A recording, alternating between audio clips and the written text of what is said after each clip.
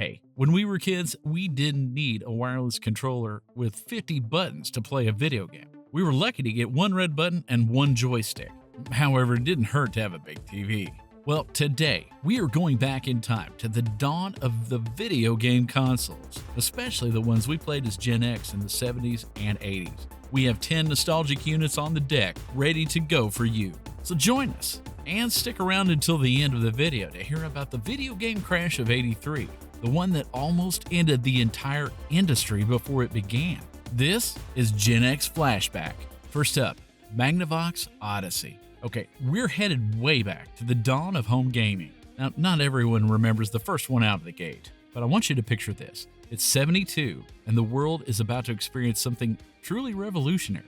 Enter the Magnavox Odyssey, the granddaddy of all video game consoles. It's sleek, it's futuristic, and unfortunately, super simple graphics.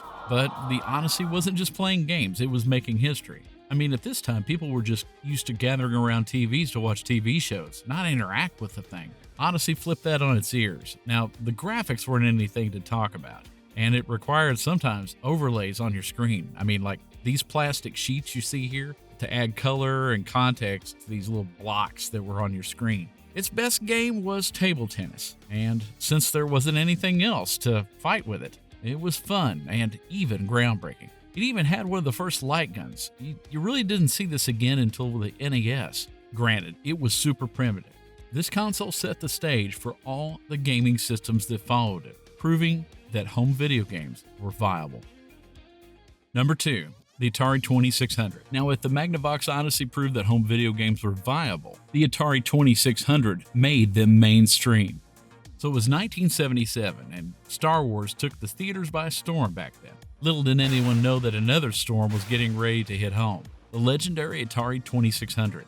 Originally launched as the Atari Video Computing System, or VCS, the console revolutionized the home gaming industry with its swappable game cartridges. For the first time, you weren't stuck with the same built-in games. Now you could easily switch from Space Invaders to Pac-Man with just the flick of a wrist. It was flexible and, heck, somewhat portable. I remember my friend bringing his over to our house. They had an extensive game library. Suddenly, everyone had to have one. The games were simple and addictive and appealed to a broad audience. By 1982, the Atari 2600 had become the dominant game system in North America, outselling all its other competitors combined. That was pretty impressive considering in '77 it was $199, which translated into $1,050 in 2024. Ouch! No one can deny its lasting legacy though. On to our third gaming console, the Intellivision. Now I remember playing this in Sears because they had a demo set up. We're going to fast forward to 1979. A new contender stepped into the ring, the Intellivision, by the toy company Mattel. This console didn't want to just compete, it wanted to be king of the ring. It had advanced graphics and an innovative controller. It had a number pad and then a disc at the bottom that you could move with your thumb. And compared to the Atari 2600, it was a step up in hardware also. It had games like Astro Smash and Burger Time. Its graphics were way ahead of the 2600. Again, Intellivision played more like the real game. In my opinion, if you try them both, there's only one conclusion you can come to. Intellivision from Mattel Electronics. But innovation wasn't enough to overcome the video game crash of '83. As the industry struggled, so did Intellivision. They were gone by 1984. Number 4. The ever-popular ColecoVision. So we're going to jump back to 1982 now, when ColecoVision made its grand entrance. With impressive arcade-quality graphics, this console was the closest thing to bringing the arcade right into your home. It had titles like Donkey Kong, and Zaxxon, Defender, and the ColecoVision had a really cool controller, 2 buttons, a keypad, and joystick. It was really ahead of its time. Unfortunately, by '85, it was no more. Another victim of the crash. And now you can bring the arcade experience home. Because your vision is our vision. ColecoVision. And in spite of its short-lived success, it is a huge collector's item today. Number 5. Atari 5200 Super System. Well, in '82, Atari launched the 5200 Super System, aimed to be a better version of the popular Atari 2600. It had a futuristic design and improved hardware. It boasted enhanced graphics and sound capabilities thanks to a new chip for graphics and what they called a Pokey chip for sound. And no, I don't mean this guy.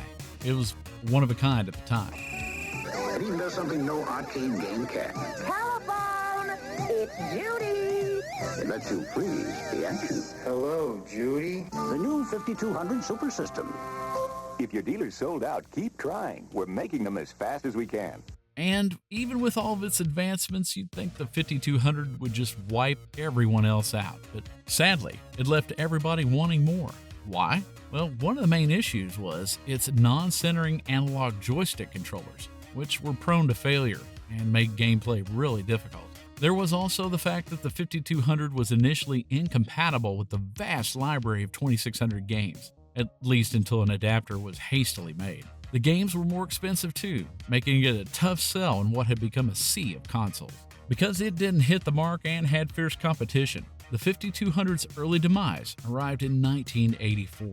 Number 6, Vectrex. Now I've got to admit, it took a long time to jog my memory on this one. I read articles and looked at the videos, and then I seemed to vaguely remember it, but hopefully some more of you will remember it too. Give up my Atari? My television? How about for this? You bet your asteroid. Vectrex entered the gaming scene in 1982 with a unique proposition, a built-in vector display that set it apart from its TV graphics competitors. The console offered a distinctive gaming experience with its sharp, bright vector lines and cool and innovative built-in games like Mindstorm. It was pretty portable too. I mean, you didn't have to drag around a 25-inch console wherever you went. Better yet, its graphics were good. I mean, really good. Kicking out an arcade-quality experience at home made it a standout. The downside? It cost a lot to make, and producing them wasn't easy, and they passed that expense on. They were almost double what an Atari 2600 was back in the day. So with no competitive edge and a limited number of games, it was discontinued in 1984. Everybody that does remember it remembers it for being a forerunner to things like the Nintendo Game Boy. Number 7, the NES, or Nintendo Entertainment System. This one seemed to change everything. NES exploded onto the scene, revolutionizing the gaming industry and single-handedly pulling it out of the crash-induced slump. It had that gray box design, and the NES introduced some of the most iconic and influential games of all time. I mean, we're still playing versions of them 40 years later. Baseball and Excite Bike, and you can play them only on the Nintendo Entertainment System. Now you're playing with power. The NES's success can be attributed to a lesson that they learned from Atari. Nintendo had a strict quality control and licensing policy, which ensured a high standard of game development and avoided the flood of low-quality titles that had plagued the previous consoles, helped reestablish consumer confidence in video games. I don't know if you'd agree with me or not, but I think in the 1980s, the NES was the GOAT. Number 8 is the Sega Master System. Now, I don't know how many of you remember this one. It was the pre-render to the Genesis, which is kind of what we all remember, but was like in the early 90s. The Sega Master System was launched in '85, and they were aiming at Nintendo. It had great graphics and great sound, which Sega's really known for, but they didn't have much of a chance in North America, as that was dominated by the NES already. The Master System really found more success in South America and Europe. By the early 90s, it was already outmoded by the Super Nintendo and the Sega Genesis. But I'm not going to talk about those here, those are for another video. Moving right along. Number 9, Atari 7800. Okay, third time's the charm, right? Maybe not. In 1986, we saw the launch of the Atari 7800, which aimed to rectify the missteps of its predecessor, the Atari 5200, and reclaim that number 1 market position. The 7800 did offer backward compatibility for all the popular 2600 games, a major criticism of the 5200. Additionally, the 7800 featured better graphics, better sound capability, and really good joysticks this time, self-centering and everything. However, it was a little too much, a little too late. The 7800 faced an uphill battle because the NES had everything tied up at the time. The release was delayed also because of internal issues at Atari, which hampered its ability to compete. Add to that the fact that it had a limited library of games meant the 7800 wasn't going to be around for very long. And now, number 10, the Commodore 64 Games System. Okay, I know we're not doing computers in this episode.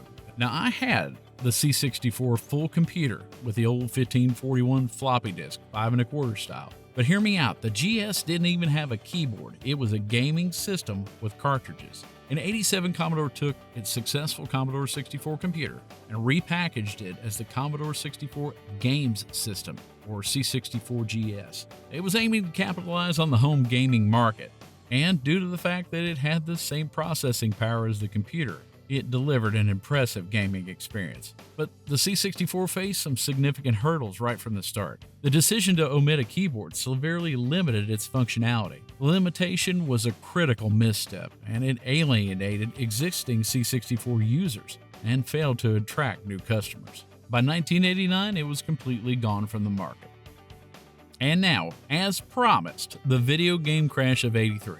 I'll make it short. It all started with Atari and third-party games. By 1982, Atari was king of the hill, so it's hard to imagine that they could have lost their throne, but they did. And it was mainly because of third-party games and the lack of control that they had over them. A lot of cheap games began to flood the market, and these third-party developers caused consumer confidence to plummet, which means retailers stopped carrying the games and the consoles. By the end of 1983, the video game industry, which had been valued at $3.2 billion, saw its revenue drop to just $100 million by '85, ending production on almost all video game consoles. In fact, if it hadn't been for the NES, it's hard telling how long it would have been before it recovered. Well, thanks for watching. We really enjoyed walking back through these. They're really nostalgic, and I can remember them like yesterday. Hopefully you do too. We are brand new, and we're going to keep bringing you the Gen X flashbacks from the 70s and 80s, the things that we grew up with. Thank you for watching, and God bless.